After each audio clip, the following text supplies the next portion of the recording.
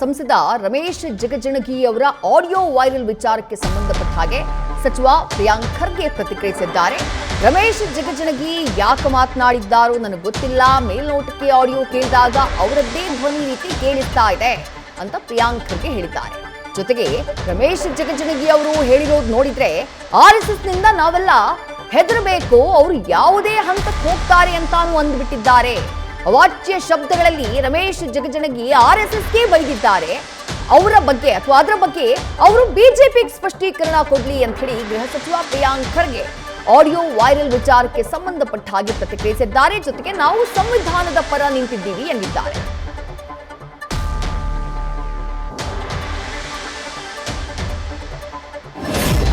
ರಮೇಶ್ ಜಿಗಜಿಣಗಿ ಅವರ audio viral ವಿಚಾರ ಸದ್ಯ ದೊಡ್ಡ ಮಟ್ಟದಲ್ಲಿ ಸಂಚಲನಕ್ಕೆ ಕಾರಣ ಆಗಿದೆ. ಯಾಕಂದ್ರೆ ಅವರು ಉಲ್ಲೇಖ ಮಾಡಿರೋದು ಅದರಲ್ಲಿ ಆರ್ಎಸ್ಎಸ್ ವಿಚಾರಕ್ಕೆ ಸಂಬಂಧಪಟ್ಟ ಹಾಗೆ.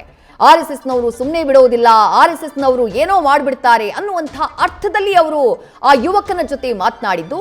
ಅದಕ್ಕೆ ಸಚಿವ ಪ್ರಿಯಾಂಕ್ ಖರ್ಗೆ ಅವರು ಕೊಟ್ಟಿರುವಂತಹ ಪ್ರತಿಕ್ರಿಯೆ ಇದು. ಆರ್ಎಸ್ಎಸ್ ಏನೋ ಮಾಡಿಬಿಡುತ್ತೆ, ಆರ್ಎಸ್ಎಸ್ಗೆ ನಾವೆಲ್ಲ ಹೆದರಬೇಕು ಅನ್ನುವಂತಹ ಅರ್ಥದಲ್ಲಿ ಮಾತನಾಡಿದ್ದಾರೆ. ಆಡಿಯೋದಲ್ಲಿರುವಂತಹ ಧ್ವನಿ ಕೇಳ್ತಾ ಇದ್ರೆ ವಿಜಯಪುರ ಸಂಸದರಾಗಿರುವಂತಹ ರಮೇಶ್ ಜಿಗಜಿಣಗಿ ಅವರದ್ದೇ ಆಡಿಯೋ ಅಂತ ಮೇಲ್ನೋಟಕ್ಕೆ ಅನ್ನಿಸ್ತಾ ಇದೆ. ಆರ್ಎಸ್ಎಸ್ ನ ಬಗ್ಗೆ ಬಹಳ ಅವಾಚ್ಯ ಪದಗಳಿಂದ ಅವರು ಮಾತನಾಡಿದ್ದಾರೆ. ಏನ್ ಸ್ಪಷ್ಟೀಕರಣ ಕೊಡಬೇಕೋ ಅದನ್ನ ಬಿಜೆಪಿ ಅವರಿಗೆ ರಮೇಶ್ ಜಿಗಜಿಣಗಿ ಅವರು ಕೊಡ್ಲಿ, ನಾವು ಸಂವಿಧಾನವನ್ನ ಪಾಲಿಸುವವರು ಎಂದಿದ್ದಾರೆ ಪ್ರಿಯಾಂಕ್ ಖರ್ಗೆ.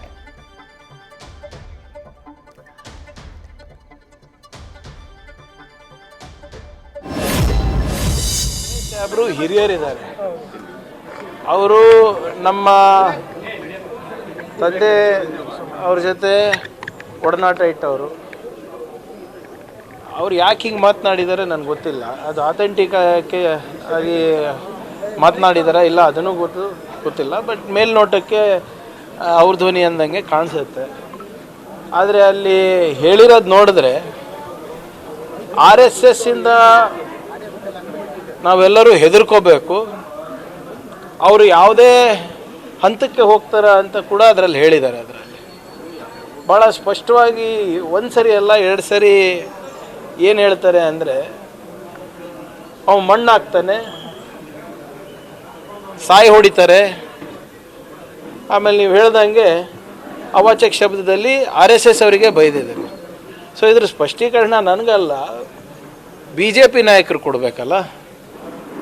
ಈಗ ಕಾನೂನಾತ್ಮಕವಾಗಿ ಪ್ರಶ್ನೆ ಕೇಳಿದ್ದಕ್ಕೆ ಸಂವಿಧಾನದ ಪರವಾಗಿ ನಾವು ನಿಂತ್ಕೊಂಡಿದ್ದಕ್ಕೆ ಬಿ ಜೆ ಪಿ ಸಂಸದರಿರ್ಬೋದು, ಶಾಸಕರಿರ್ಬೋದು, ಅಥವಾ ಆರ್ ಎಸ್ ಎಸ್ ಬೆಂಬಲಿಗರಿರ್ಬೋದು, ಅವರು ಈ ರೀತಿಯಾಗಿ ಥ್ರೆಟನ್ ಮಾಡ್ತಾರೆ ಅಂದರೆ ಯಾವ ಮಟ್ಟಕ್ಕೆ ಈ ಸಂಸ್ಥೆ ನಮ್ಮ ಸಮಾಜದಲ್ಲಿ ಬೇರು ಬಿಟ್ಟಿವೆ ತಾವೇ ತಿಳ್ಕೊಬೇಕು.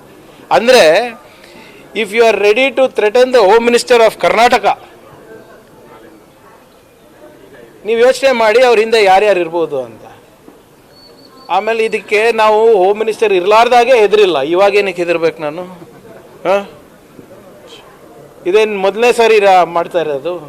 ಹೋದ ಬಾರಿ ಕೂಡ ಇವರು ನಾನು ಯಾವುದೋ ಒಂದು ವಿಚಾರಕ್ಕೆ ನಾನು ಸವಾಲೆತ್ತಿದಾಗ ಇದೇ ವಿರೋಧ ಪಕ್ಷದ ನಾಯಕರು ಮತ್ತು ಬಿ ಜೆ ಪಿ ಅಧ್ಯಕ್ಷರು ಇದೆಲ್ಲನೂ ಕೂಡ ಅವರು ಪಬ್ಲಿಸಿಟಿಗೆ ಮಾಡ್ತಾ ಇದ್ದಾರೆ ಅಂತ ಹೇಳಿದ್ರು.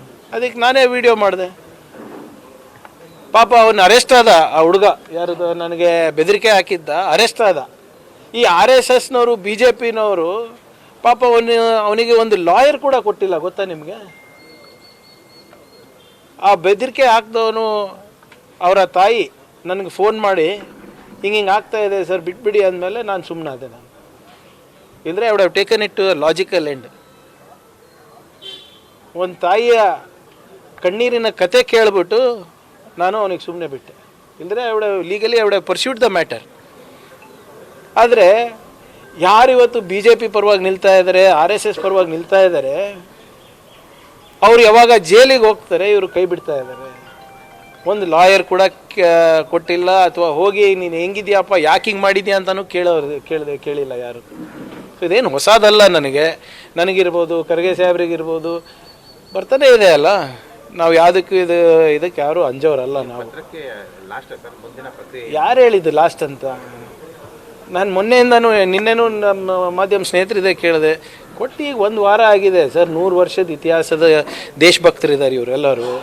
ಎಲ್ಲೋ ಇಟ್ಟಿರ್ತಾರೆ, ನಾಗ್ಪುರ್ನಲ್ಲೇ ಇಟ್ಟಿರ್ತಾರೋ, ಕೇಶವ ಕೃಪಾನಲ್ಲಿ ಇಟ್ಟಿರ್ತಾರೋ, ಯಾವುದೋ ಸರ್ಸಂಚಾಲಕ್ ಮನೆಯಲ್ಲಿ ಇಟ್ಟಿರ್ತಾರೋ. ತರ್ತಾರಲ್ಲ, ಇವತ್ತಿಲ್ಲ ನಾಳೆ ದಾಖಲೆಗಳು ತರ್ತಾರೆ. ಯಾಕೆ ಅಷ್ಟಾತ? ಸ್ವಲ್ಪ ಟೈಮ್ ಕೊಡಿ. ಇಲ್ಲ ಅಂದರೆ ಸೃಷ್ಟಿ ಮಾಡಿಸ್ಬೇಕಲ್ಲ. ಕಾನೂನಿದೆ ಅಲ್ರಿ. ಕೊಡಲೇ ಇಲ್ಲ ಅಂದರೆ ನಿಮಗೊಂದು ಕಾನೂನು, ನಮಗೊಂದು ಕಾನೂನಾ? ಅಥವಾ ಅವ್ರಿಗೊಂದು ಕಾನೂನಾ? ಈಗ ಇದ್ದಿದ್ರೆ ಇಷ್ಟೊತ್ತಿಗೆ ನನ್ನ ಮುಖಕ್ಕೆ ಬಿಸಾಕ್ತಾ ಇರ್ಲಿಲ್ವೇನ್ರಿ? ಎಷ್ಟು ದಿನ ಟೈಮ್ ಅಂತ ಕೊಡ್ತೀರಾ ಸರ್ ನೀವೇನಾದ್ರು? ನಾನು ಯಾರು ಇವ್ರೆ? ಹೋಮ್ ಮಿನಿಸ್ಟರ್ ಅಲ್ವಾ? ನನ್ನ ಕೆಲಸ ಏನು? ತಾಳ್ಮೆಯಿಂದ ಇರೋದು. Attacking is not the first thing they teach police. Restraint ಇರಬೇಕು, ತಾಳ್ಮೆ ಇರಬೇಕು, ಕಾನೂನಾತ್ಮಕವಾಗೇ ಮಾಡಬೇಕು. ಆ ಚೌಕಟ್ಟನ್ನು ನಾನು ಮೀರೋಕ್ಕಾಗಲ್ಲ, ಅವರು ಮೀರೋಕ್ಕಾಗಲ್ಲ. ನಾನು ಅವರಿಗೆ ಮೀರಕ್ಕೂ ಬಿಡೋದಿಲ್ಲ. ಬರಲಿ. ಈಗ ಇಷ್ಟು 100 ವರ್ಷ ಕಾದಿದ್ದೀರಂತೆ ಒಂದು ಡಾಕ್ಯುಮೆಂಟಿಗೆ, ಇನ್ನೂ ಒಂದು ತಿಂಗಳು ಕಾಯಕ್ಕೆ ಏನಪ್ಪ ನಿಮಗೆ? ರಿಜಿಸ್ಟ್ರೇಷನ್ ಅನ್ನೋದು ಫೈನಲ್ ಅಂತ ಹೇಳಿ.